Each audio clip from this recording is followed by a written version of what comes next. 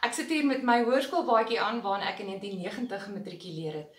Jare terug in die vroeë 80's het my ma en my sussie in Bloemfontein rondgery. Ons moes 'n skool kies.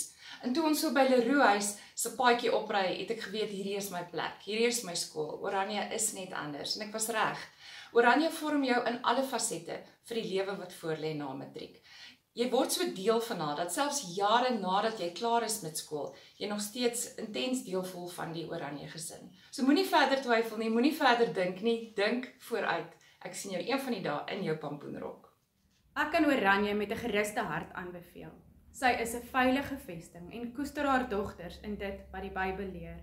Soos die voortrekkernoentjie kyk sy op en ver die toekoms in oor leerder geheelontwikkeling. Sy stuur diensbare vroue die wêreld in. Lag en pret is deel van haar ritme. Dit is mooi by Oranje, die meetsnoere val lieflik. By Oranje sal jy hegte vriendskapsbande vorm. Lewenslange vriende wat saam met jou sal stap vooruit. En waar sal jy nog 'n pampoenrok kry?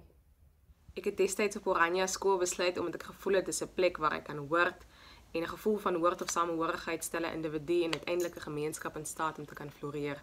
Daar was ruimte vir my geskep om te besluit hoe ek my gawes en talente wil uitleef. Ek sal Oranje aanbeveel nie net omdat sy skool is wat kwaliteit onderrig aanbied nie, maar ook in 'n spasie van inspirasie en 'n plek is van omgee en 'n skool vir pelle. So word deel van die Oranje bloedlyn en kom ervaar klomp klein oomblikke van impak met ewigheidswaarde. Ek het destyds op Oranje besluit omdat dit 'n Christelike skool met goeie waardes is en dit een van die topskole in die Vrystaat is wat akademie en sport aanbetref. Ek sal Oranje aanbeveel omdat ons baie mooi tradisies het en die skool ons van graad 8 af voorberei om akademiese sukses te bereik.